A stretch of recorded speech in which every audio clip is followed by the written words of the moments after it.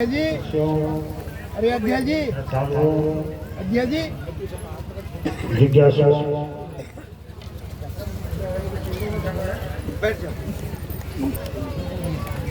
दूर दूर से आए भक्तगण आज अमित कुमार जी द्वारा इस धार्मिक कार्यक्रम का आयोजन किया जा रहा है। इनके और इनके समस्त परिवार को मेरा बहुत बहुत आशीर्वाद है कि इनका जो भी धनराशि है उसका कुछ अंश धार्मिक कार्य में लग रहा है। ये बहुत पुण्य का कार्य कर रहे हैं। बहुत बहुत आशीर्वाद और अन्य भक्तगणों को मेरा बहुत बहुत साधुवाद।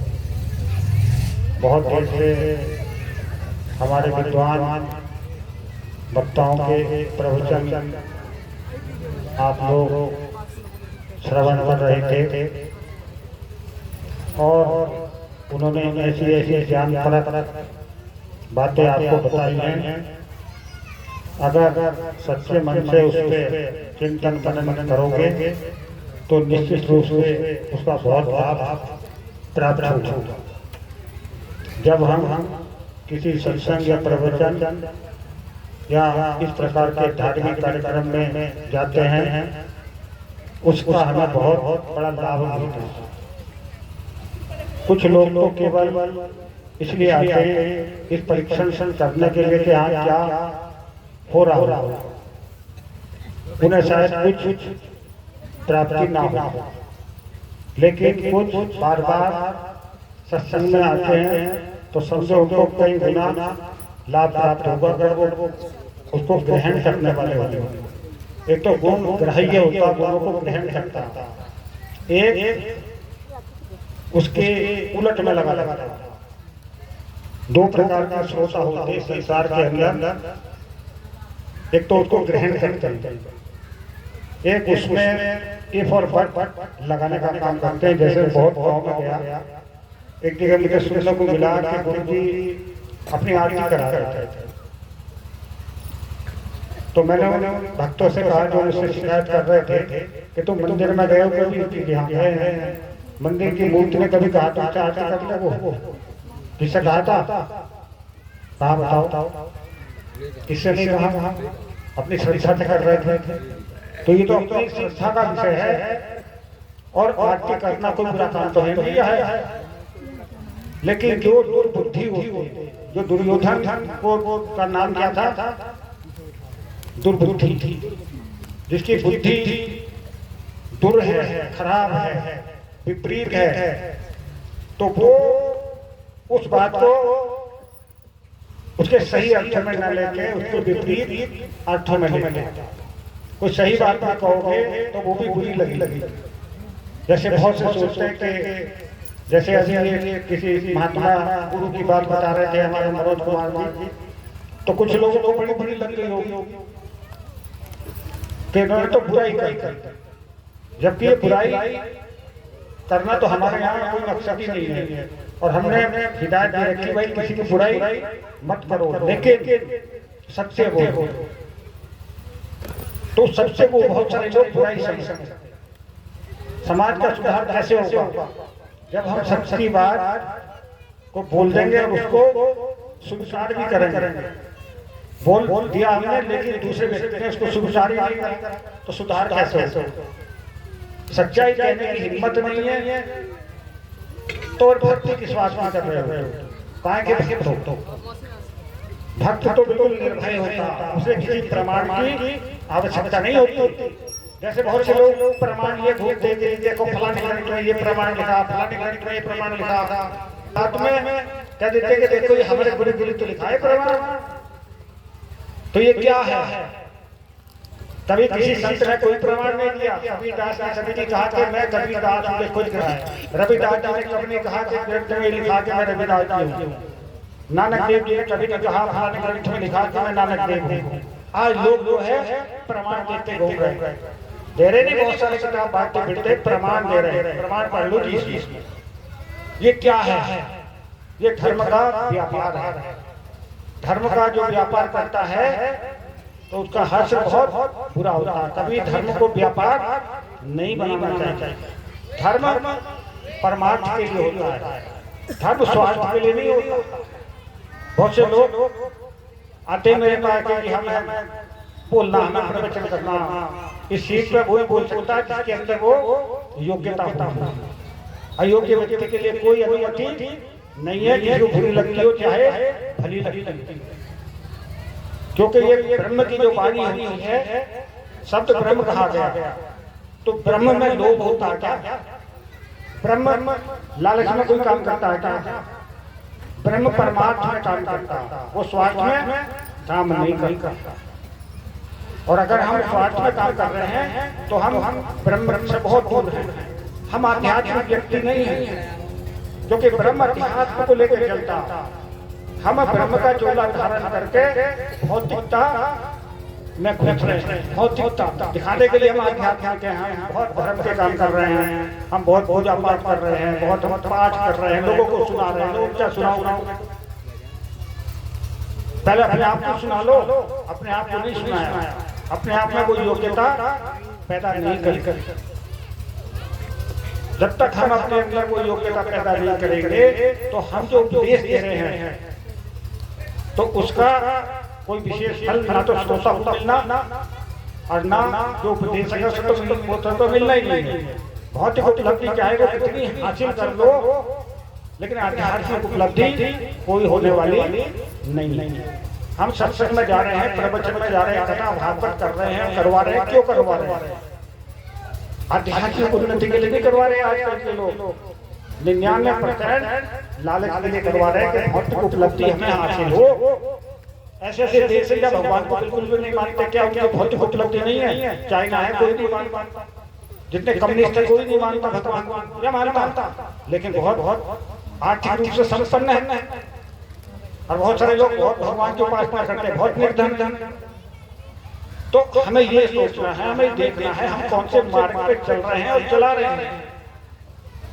खाली धर्म का चोला धारण कर लिया और अंदर को बैठा के घुसा हुआ शैतान।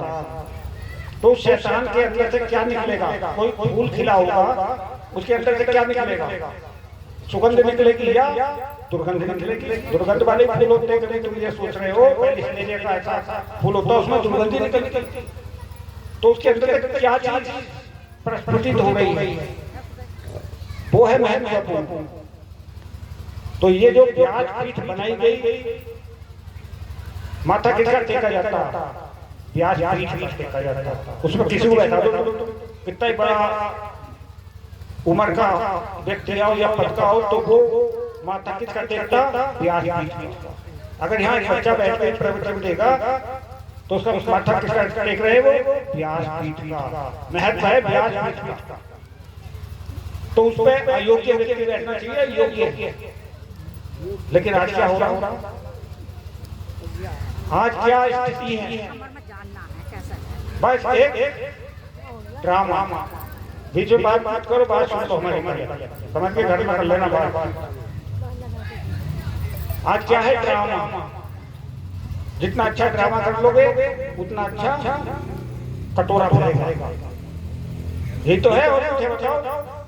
अगर कटोरा ना हो तो ये प्रवचन करता दिखाती कहीं देख देगा तुम्हें?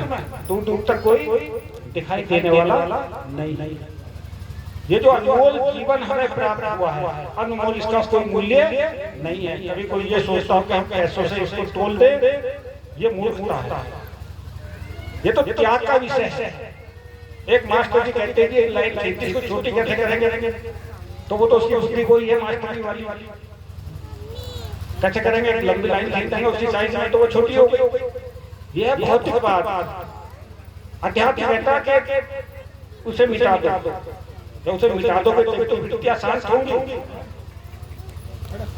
तब समझो तुम भक्त हो गए। लंबी लाइन नहीं खींचने की जरूरत, और छोटी करनी पड़ेगी।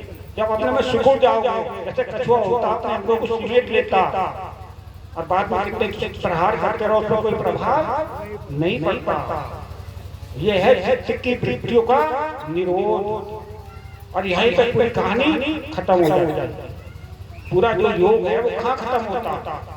आज कोई आसन कर लिया, जिसने प्राणायाम कर दिया तो क्या करे, बहुत बड़ा योगी होगा। पूरी तो मैं योग आचार्य, क्योंकि मैंने योग का आचार्य हूं मैं। ये तो व्यायाम है। तुमने कलावा देखे होंगे गाँव में घूमते, कितनी बढ़िया कलाकार है, ऐसी घूम जाता वो, हवा में घूम जाता वो, जिम्नास्ट बढ़िया जिम्नास्ट वो नहीं होता। तो इस कलाबाजी को हम बोलते हैं योग। ये योग थोड़ी है, योग तो कितना बढ़िया रोजाना खेत में फावड़ा चलाओ, इससे बड़ा योग है वो है? तो कोई भी हाथ पैर में तोड़ो मोड़ो, अपने खेतों में काम करो, इससे बढ़िया योग तो कोई भी नहीं है। योग क्या है? योग है अपनी वृत्तियों पर नियंत्रण करना, अपनी वृत्ति को समेटना। योग से चित्त वृत्ति निरोध, चित्त की वृत्ति को रोकना है। हम रोक रहे हैं, इसको फैला रहे हैं।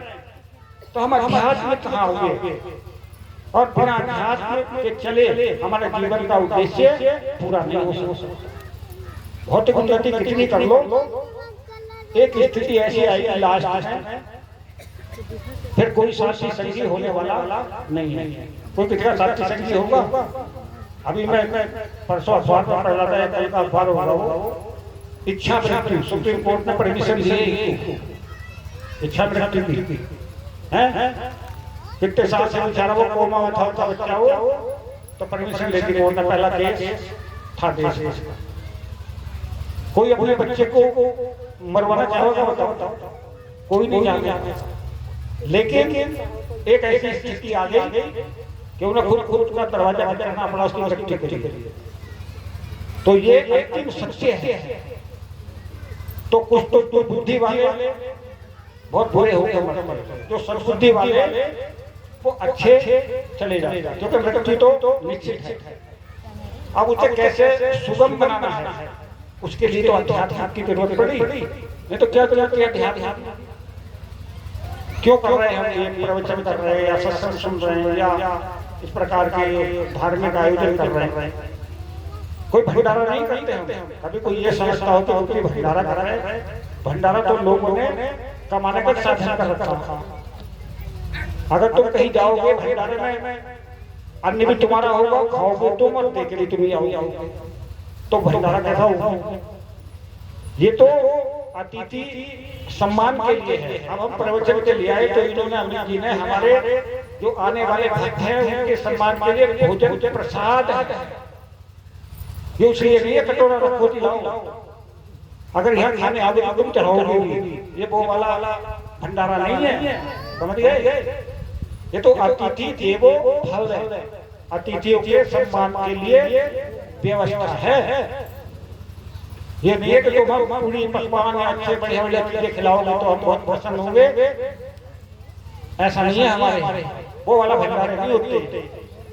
ये तो इतनी सुबह से आए तो जलपान करवाना जिनके यहाँ है उनकी अपनी जिम्मेवारी है। मेरे यहाँ आओगे तो मेरी भी जिम्मेवारी होगी, मैं तुम्हारी जैसी मेरी क्षमता होगी सम्मान करूंगा। और आजकल क्या है, कटोरे रख देंगे।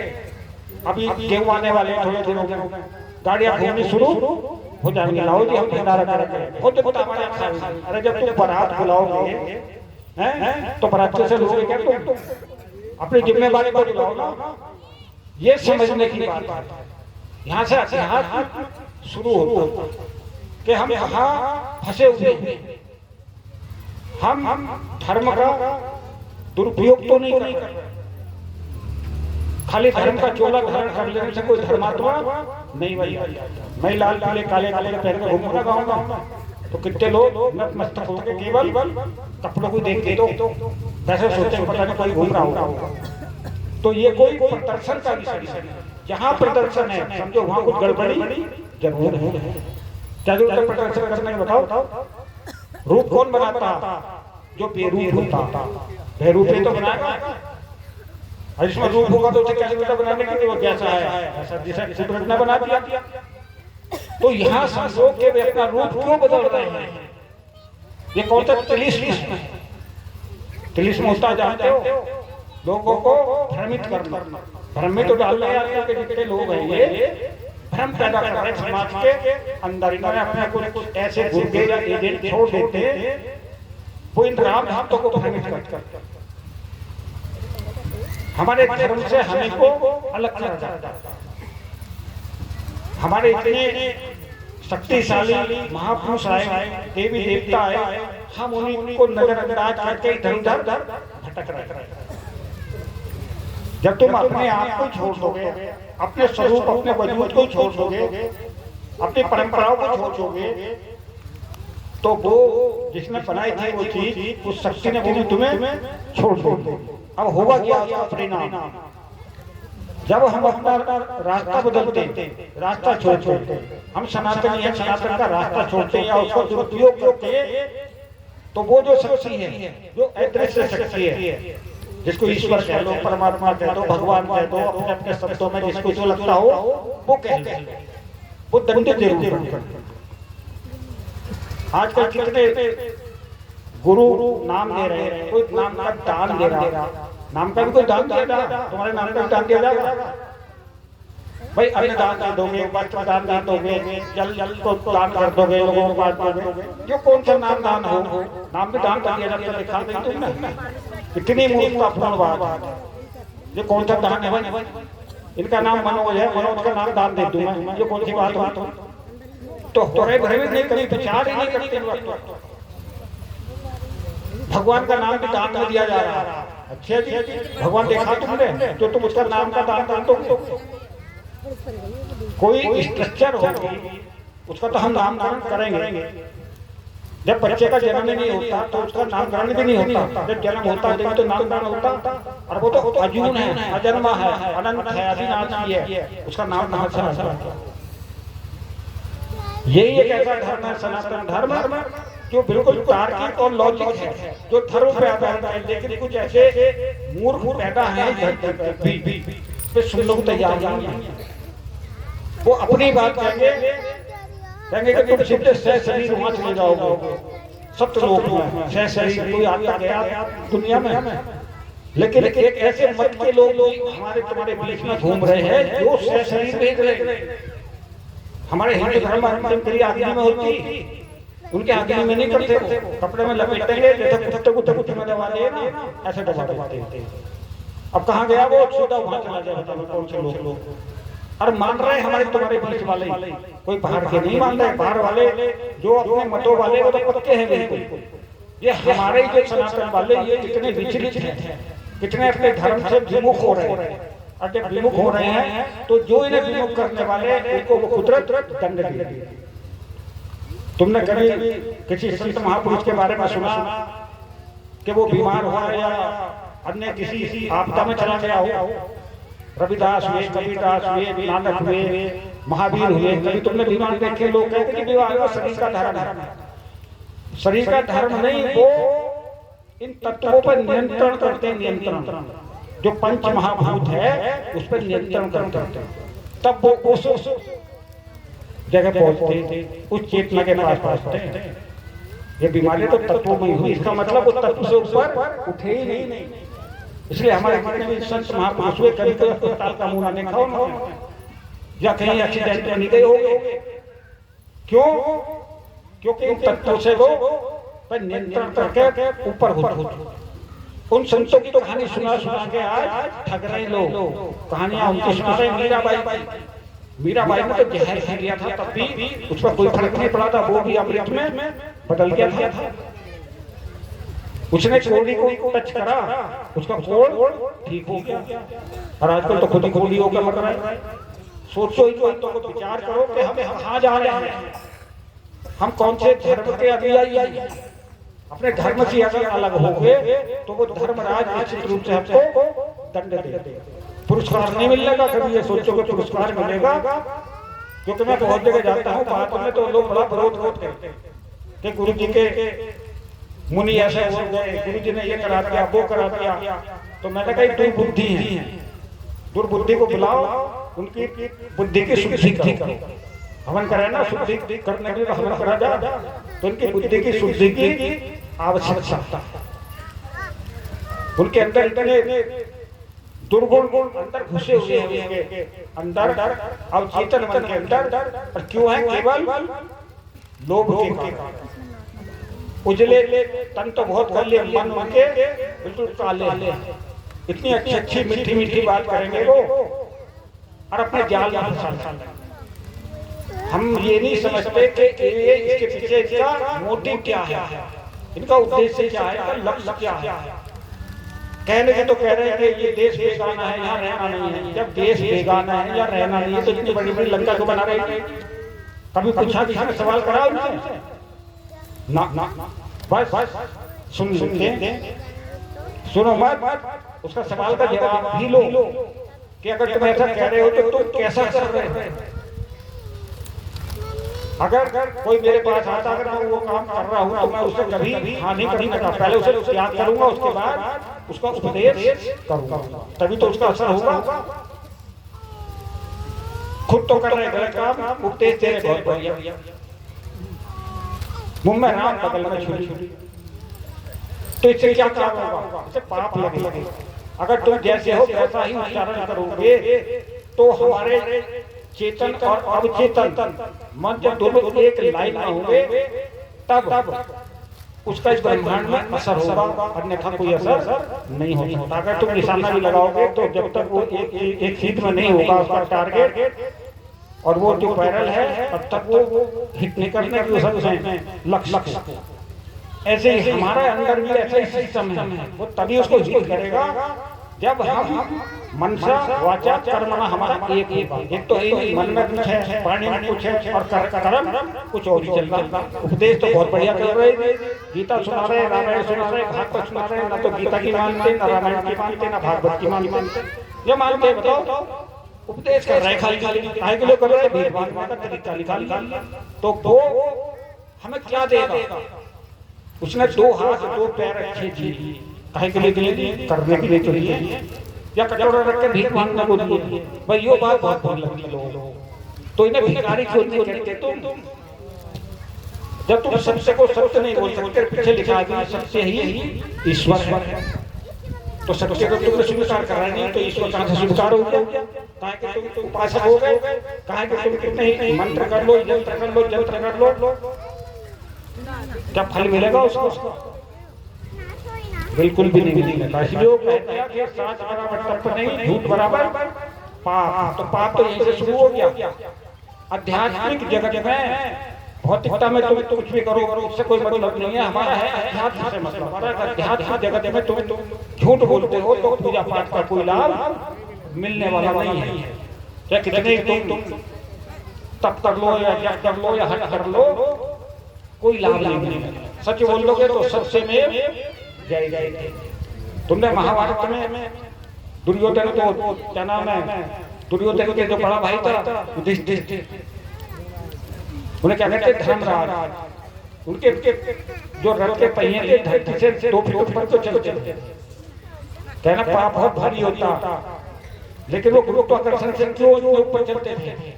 सत्य के कारण। लेकिन एक जगह जहाँ झूठ बोलना तो धरती पे वो, अगर तुम धर्मराज हो तो फिर धर्म के अनुसार ही पड़ेगा। अगर उसके विपरीत चलोगे तो वो जो ग्रेविटेशनल फोर्स है वो धरती को खींच, तो धरती में जा रहे हैं सारे, जबकि तो इतनी ऊर्ध गति हो रही थी और ये अधोगति में क्या सारे जा रहे हैं। आजकल तो नेट है, बोल दो उस पर सब कुछ निकल के आ जाता, सब पता लग जाता क्रियाकलाप कहाँ क्या दुनिया में हो रहा है। तो हम अपनी अंतस्थ चेतना को जगाना, उसके लिए हम भजन, बंदगी या गुरु धारण करते हैं। बहुत से पूछने के लिए गुरु क्यों बनाया जाता? कभी सोचा क्यों बनाया जाता है? बताओ क्यों बनाया जाता? क्या जरूरत है? कोई जरूरी है क्या गुरु बनाना है? क्या फायदा गुरु बनाने का? गुरु को दक्षिणा भी देनी पड़े, गुरु को पैसे भी देने पड़े, गुरु के हाथ पैर भी दबाने पड़े, गुरु की सारी व्यवस्था करनी पड़े, गुरु की लंका में जाकर घाट में घोटनी पड़ती, ईट रोड़े में बनाने पड़ते हैं। खाता क्या गुरु बनाने? बताओ। कराए नहीं करते लोग। अपने घरों के काम छोड़ के उनकी लंकाओं का निर्माण कौन करता? उनके अनुयायी तो करते, उनके चेले तो करते, इसलिए गुरु बनाया जाता है। सोचो, विचार करो। गुरु का मतलब क्या है अभी तो यही नहीं पता। भैया सोच रहे हैं कि नाम मिल गया, सेवा कर ली, तुम्हारा कल्याण हो गया। तुम्हारा कोई कल्याण नहीं होने वाला। जिसका उदाहरण बैठे हमारे पास, मनोज जी बैठे, ये बैठे हैं पीछे, राजपाल जी यही बहुत रहे। हाँ, ये भी कहीं घूम घूम के आए हैं। अच्छी बात है, समझदार है, इनकी बुद्धि की शुद्धि हो। एक इनके साथ आए थे डॉक्टर साहब, क्या नाम है इनका? नन्नू डॉक्टर। हाँ, फिर देखो ये दिल्ली पड़े रहे, गुरु के चक्कर में रोड को 3 दिन तक बिछा रहे। गुरु हवाई जहाज में उनका चला गया, ये रोते आ गया, कई साल तक रहे बिछा रहे। और जब अब गेहूं आने वाले थे, अब फसलें कट, और जब गन्ना गिरता तो पैसे आते, तो फिर रसीद कटती। तो गुरु जी का वहां जाती की सेवा में, ये सेवा रखा बहुत अच्छा है। अपने माँ बाप की तो सेवा नहीं होती है। अब हाँ, वो कौन सी सेवा है? भगवान को वैसे कह रहे, गुरु रे ब्रह्मा, गुरु रे विष्णु, गुरु रे देवो महेश्वरा, गुरु रे साक्षात पार ब्रह्म परमात्मा। भगवान को सभी ऊपर बता रखा गुरु को, और फिर उसे भीख भी दे रहे हैं। तो दोनों बात कॉन्ट्राडिक्टरी हो गई नहीं, विरोधाभासी बातें हो गई नहीं। देखो विवेक नहीं लगा रहे, बुद्धि नहीं लगा रहे। एक तरफ तो भगवान बता रहे हैं और दूसरे उधर भीख दे रहे हैं। उधर भिखारी भी बना दिया और भगवान भी बना दिया। तो है नहीं अज्ञान, वो तो दाता है, सबको देने वाला। सब उससे प्रार्थना करते हैं, मंदिर में जाते हैं, धार्मिक स्थल पर जाते हैं, तो भगवान से मांगते तो कि भगवान हमें सुख देना, समृद्धि देना, औलाद देना, ये देना, वो देना। दुनिया भर की बहुत लंबी लिस्ट होती है, और लिस्ट का हम एक भी काम नहीं कर रहे, तो वो लिस्ट तो पैसे को कूड़ेदान में चली जाए। तो कूड़े में डाल देना, बहुत सोच लेके से जावे अधिकारी के पास, उसमें बहुत सारी डिमांड रहती है। जो ज्ञापन देते हैं ना, विज्ञापन, तो वो क्या करें, अपना अपना फाड़ फूड़ के उसको डस्टबिन में डाल दी। ऐसे भगवान भी वो जो लिस्ट डालते हैं वो भी डस्टबिन में डालते हैं। क्या सुने वो बताओ, वो क्यों सुनेगा जब हम सुनाने लायक ही नहीं बने? इसलिए कहते हैं कि फर्स्ट डिजायर देन डिजायर, पहले योग्य बनो फिर इच्छा करो। योग्यता तो पैदा ही नहीं करी, बस ऐसी काम हो जाए, कथा सुन जाओ, ये कल्याण हो जाएगा तुम्हारा सारा। एक हफ्ते तक सुनते रहना, सब काम हो जाएगा। खेतों में देखिए एक हफ्ते तक, और जब बारिश पड़ेगी जो लाई खत्म हो जाएगी, क्या होगा, सही हो जाएगी, हो जाएगी। काम करने से तो होगी। तो मन में हमारे कैसी भ्रम डाल, जो कर्म करना था कर्म तो छोड़ दिया हमने, हम निष्क्रिय करा जा रहे हैं। निष्क्रिय कर्म बंद करो, भगवान के हाथ जोड़ो, भगवान सब देगा, कोई करने की जरूरत नहीं। चीन में भगवान को कोई नहीं मानता, सबसे महाशक्ति है नहीं है महाशक्ति, वो कौन से भगवान को मान रहा है? अपने पर विश्वास करो, अपने पे। इसलिए हमारे यहाँ तुम कहते हैं कि अहम ब्रह्मास्मि, तुम ही तो ब्रह्म हो, तुम कहाँ भटकते फिर रहे हो? अपने आप में बिल्कुल मजबूत रहो, अपने में पूर्ण विश्वास करो, अपनी वृत्तियों को रोक करके जो ब्रह्मांडीय है उससे कनेक्ट हो, तब अपने आप चमत्कार दिखाई देगा। आजकल क्या कह रहे हैं, एक मैंने किताब पढ़ी थी, बहुत पुरानी बात है, सहारनपुर जिले में था मेरा पोस्ट, गंगो थाने में, उधर डेरे बहुत होते हैं, सिखों के डेरे।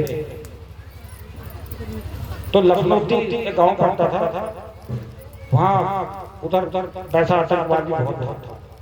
एक संत मत की किताब थी, उसमें लिखा था कि जो संत होते वो चमत्कार नहीं दिखाते, बेमजारी होते। तो मैंने कहा नानक देव जी ने भी चमत्कार दिखाया था, रविदास जी ने भी दिखाया, सभी ने दिखाया, मीराबाई का चमत्कार बहुत है। तो क्या वे संत नहीं थे? किसी ने पूछा उससे? नहीं पूछा, मैंने पूछ लिया, तो कोई जवाब नहीं, कोई जवाब नहीं, क्योंकि उन्होंने ये बात अपनी किताब में अपने मन में लिख दी ताकि कोई हम पे आँच ना आवे। आँच का मतलब कि गुरु तुम्हें तो दिखाया नहीं है, अरे बस संत नहीं होता तो दिखाता, पहली लाइन काट दी। देखो कितने होशियारी का काम है। चमत्कार का क्या मतलब होता है? चमत्कार कोई चीज होती है चमत्कार का मतलब होता है जो काम एक सामान्य व्यक्ति नहीं कर सकता उसे वो करते तो उसे लोग चमत्कार कहना शुरू कर देते हैं कि भैया चमत्कार हो गया। जैसे मीराबाई ने कोली को छुआ, सांसें रोकता वो ठीक हो गया। इसे सामान्य व्यक्ति नहीं कर सकता, वो अपनी एनर्जी से, अपनी पावर से उसको निरोग, तो उसे हमसे क्या कह दिया, चमत्कार हो गया। नानक की जब काबा में जाते हैं तो वे मुल्ला जी कहते हैं कि तेने हमारे अल्लाह की तरफ को पैर क्यों कर रखे, उन्होंने कहा तुम्हारा खुदा ना उधर उधर तो उधर करो काबा को घूम गया। ये चमत्कार था, सामान्य व्यक्ति करते होते, लेकिन क्योंकि ये नहीं कर सकते तो उन्होंने पहले क्रॉस कर दिया ताकि हमसे कोई सवाल ना करे। लेकिन हम कितने मूर्ख हैं, हमने नहीं पूछा, बस ऐसी मान है कि इनका तो संतों का मत है। हाँ ये संत हैं, तो चढ़ावा करो, भिक करो, ये है संत। भिखारी को भिखारी नहीं कह सकते तुम, दाता को दाता नहीं कह सकते, तो कहें कि सत्य के संगी हो, सत्य के संगी हो क्या तुम असत्य के संगी, सत्य के संगी नहीं हो। जहां जहां आजकल सत्संग बहुत चल रहे हैं, जहां जहां क्यों चल रहे हैं पता तुम्हें? सत्य के लिए नहीं चल रहे हो, असत्य के लिए चल रहे हैं। धंधा ही तो है। हम तुम तो रात में खेतों में मेहनत करते, काम करते, मजदूरी करते, नौकरी करते, और वो अब गाड़ी आवेगी, बहुत पुण्य मिलेगा तुम्हें। दान का बहुत पुण्य होता, एक दाना दोगे वो 10 लाख देगा।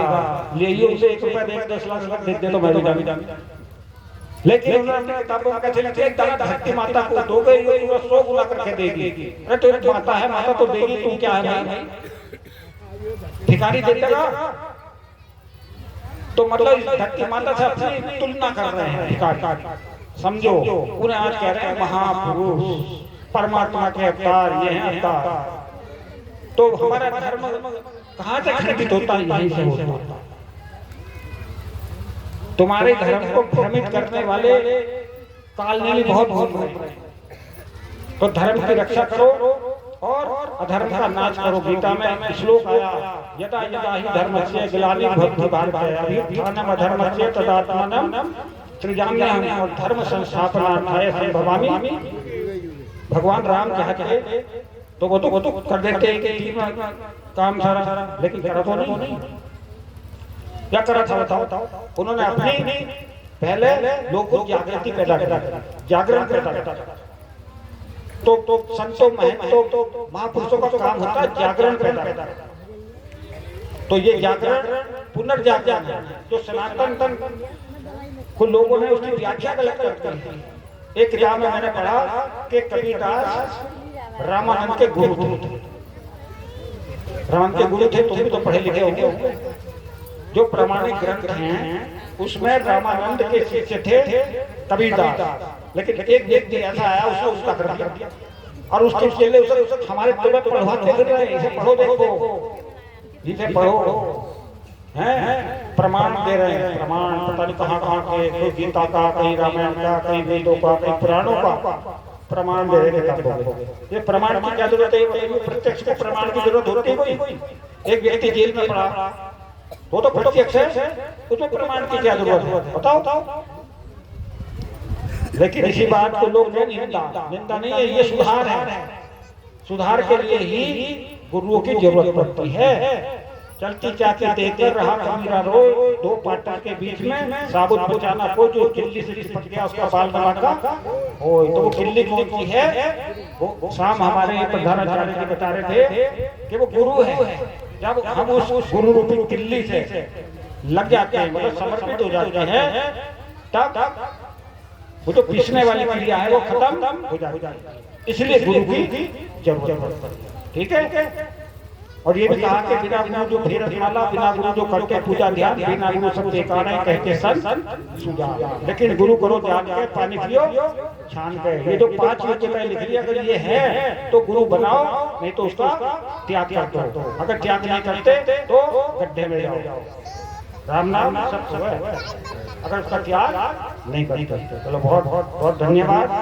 अभी कई प्रोग्राम है मेरे, कल भी है, परसों भी है, तरसों भी है, लगातार प्रोग्राम चल रहे हैं। अब इन्होंने आपके लिए भोजन प्रसाद की व्यवस्था कर रखी हो। जो बीमार लोग हैं, जो परेशान है, उनके लिए हमारे मुरीदी है ये वाले, ये दुआ करेंगे। निस्वार्थ भाव से, कोई लेना देना नहीं होता हमारे यहाँ। और ये महिला मुनि है, जो महिलाएं बीमार हैं, परेशान हैं, उनके लिए ये आशीर्वाद करेंगे। धन्यवाद।